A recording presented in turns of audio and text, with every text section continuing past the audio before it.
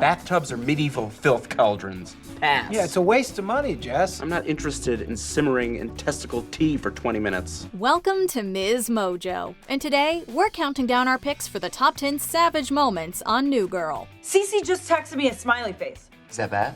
No, she just texted me the world's first good smiley face. For this list, we'll be looking at the most sassy, snarky, and fiery quips, comebacks, and moments from this hilarious sitcom. Who do you think is the most savage character on New Girl? Let us know in the comments.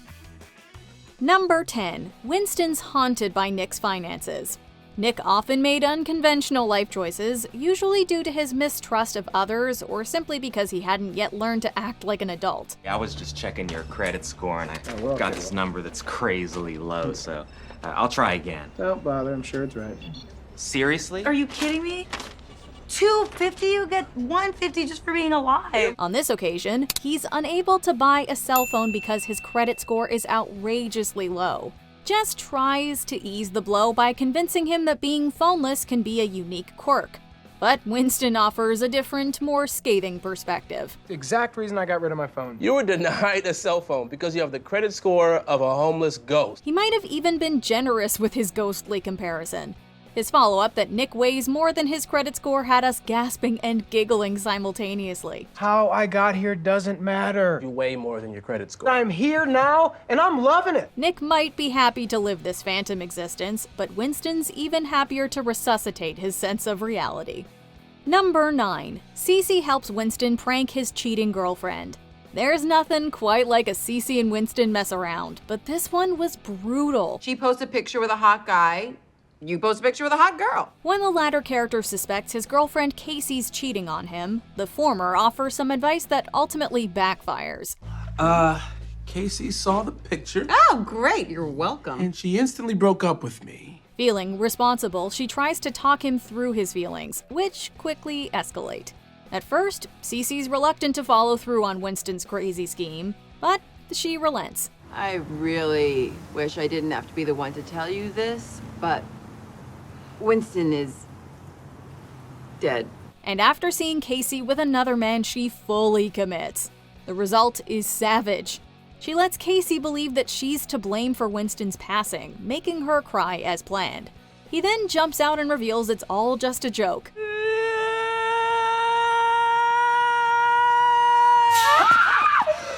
It's me, and I'm alive. Sure, Winston was hurting, but making someone believe they're responsible for your death?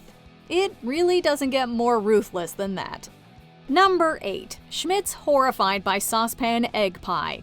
Schmidt has a very particular way of doing things and often considers himself in charge of managing the apartment. I just finished that last night. Isn't it great? Felt art? Nick? I'm on it. What? What photograph were you working from? My hair hasn't looked like that in 3 weeks. Even the tiniest misstep can bring down a storm on whoever dares to deviate from the Schmidt way. Unemployed and desperate to keep busy, Jess decides to make a frittata while the guys watch her unusual methods. Well, it took a year. She's finally cooking and cleaning. I knew this would pay off eventually. Everybody like egg pie. Jess, I believe the word that you're looking for is frittata. Her first strike is calling it an egg pie, much to Schmidt's displeasure. However, she earns this snarkier retort when her uptight roomie notices her misguided choice of cookware. Jess, are you cooking a frittata in a saucepan? What is this, prison? Jar, that's a jar for sure. Yeah, I know. I already got the money ready. We wouldn't fancy Schmidt's chances in prison. He might make a hearty breakfast, but we're not sure his fellow inmates would appreciate his often cutting commentary. Number 7. Schmidt's fish tank. When Cece and Chevron get engaged, Schmidt doesn't take the news all that well. It's perfect. I must have it. Sadly, sir, you can't. What do you mean, can't? It's illegal, sir. This fish is protected by the great state of California. Give me it! He takes out his sorrows on the aquatic world, becoming obsessed with securing an endangered lionfish. He's enraged when he can't have it, so Winston brings him a different fish, hoping it might help.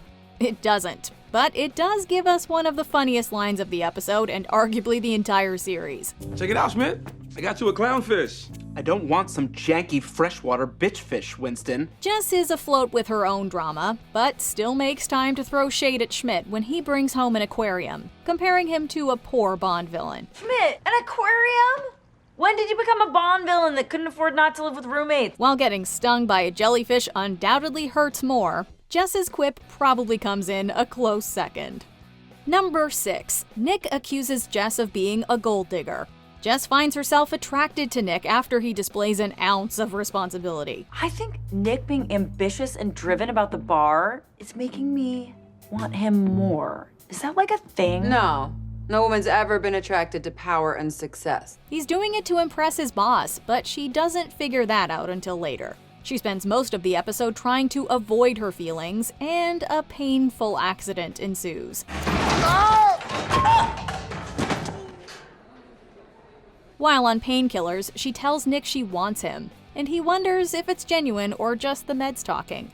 During their confrontation after she's sobered up, Jess confesses that his ambition really did it for her. You know, I thought it was nice to see you actually trying at something. He then throws the claim that she's a gold digger, which is laughable if you know Nick Miller.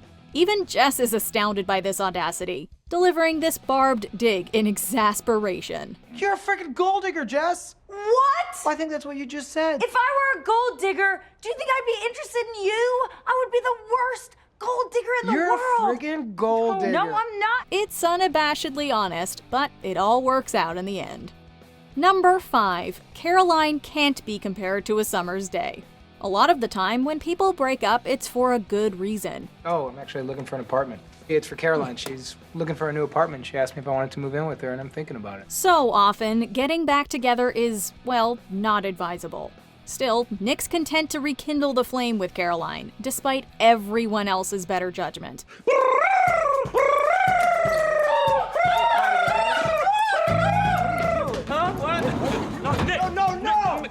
So his friends bring out a video of past him warning future him to stay away from this unhealthy entanglement. If you're watching this, it's because you decided to get back with Caroline. Yes, Nick, I Well, did. congratulations, you idiot. She destroyed you. We learn that he's written the bard's famous Shall I Compare Thee sonnet to make a vicious attack on his ex. William Shakespeare was as well known for his creatively caustic insults as his love poems, so this seems as good a source as any to riff on. Shall I compare thee to a summer's day? No, a summer's day is not a bitch. Shakespeare's version might be more lyrical, but Nick's gets straight to the cold, hard point. Number 4. Don't cross Jess during her time of the month. A jobless Jess finds herself strapped for cash when it's time to pay the bills. That's $5. $5. Library card. Library's not just for books anymore. The guys aren't too sympathetic and come down hard on her for taking too long to send out resumes. After Nick calls her a ninny, Jess utters the 2 words that, for some reason, make many grown men recoil. Just update your resume, you ninny.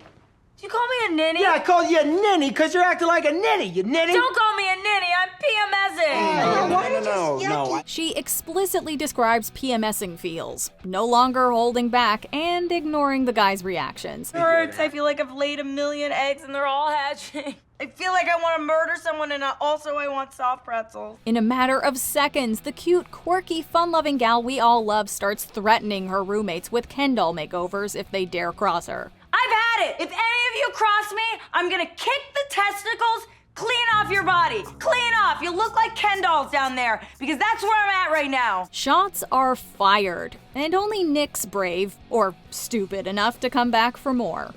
Number 3. Winston is puzzled by his puzzle. Puzzling.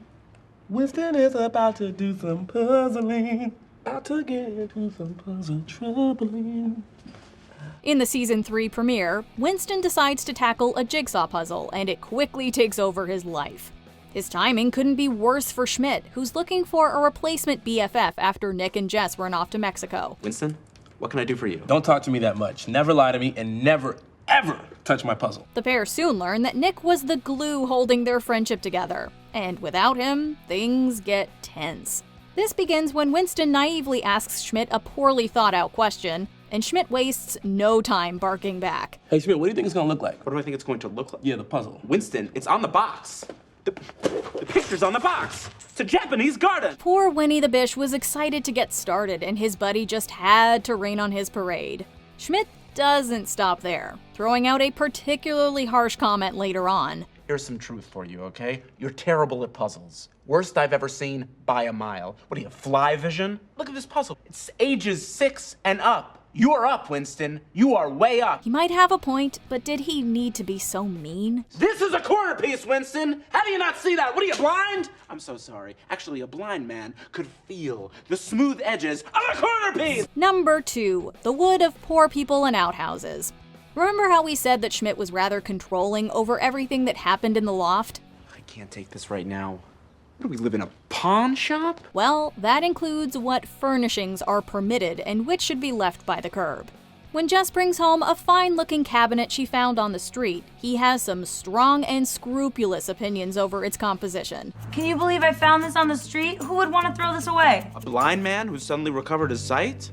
Get rid of it, Jess. Pine has no place in this loft. It's the wood of poor people and outhouses. This is another classic Schmidt remark. Odd, but strangely precise and sardonic.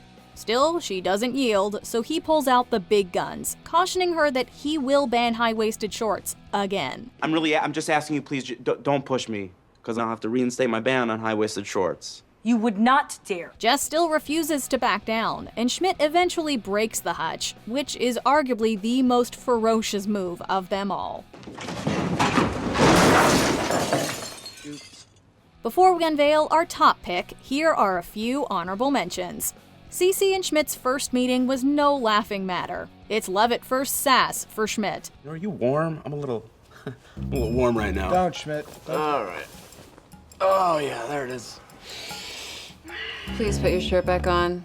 Please don't make me laugh at you. Cece and Jess argue. Cece has no time for Jess's playground drama. Yeah, well, I don't need to take relationship advice from a girl's in the middle of a 7th grade debacle with the boy across the hall. Oh, I'm a single adult and I kissed another single adult. What's gonna happen? Does Nick like me? I better go pick out a party dress. I wear pajama sets! Jess and Winston waive the cardinal rule of teaching. Sure, it's savage, but Brianna's the worst. Brianna is difficult. Difficult?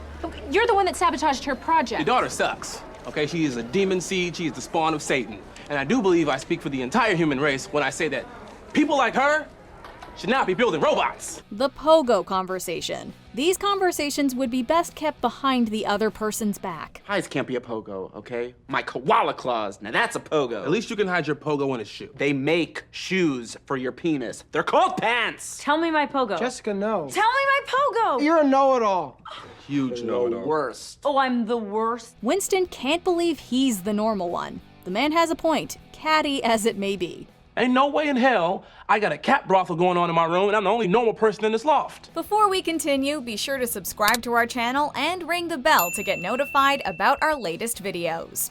You have the option to be notified for occasional videos or all of them. If you're on your phone, make sure you go into your settings and switch on notifications. Number 1, Prank Sinatra. Gotcha! Frank Sinatra, baby! Winston's pranks are legendary. He can play it subtle, but he can also go outrageously over the top. Remember his badger antics during Cece and Chevrong's big day? You're gonna drop a badger on a priest? Man, that can't be the plan, man! His misguided trickster side is the basis of a long-running gag, and he even meets his match when he starts dating Rhonda. We found a same-day chapel and then we got married as a prank. Whether placing a blueberry in Schmidt's breakfast or getting married on a whim, his pranks are simultaneously the funniest and the worst. How'd this blueberry get in here? If you added them all up, you still couldn't match the magnitude or ridiculousness of his antics in the series finale. Using a fake eviction notice to trick his friends into moving is diabolical, and, by far, Prank Sinatra's most hilarious and savage practical joke. Ingram Petersky. If you rearrange those letters, what does it spell? My greatest prank. My greatest prank! Do you agree with our picks? Check out this other recent clip from MsMojo. And be sure to subscribe and ring the bell to be notified about our latest videos.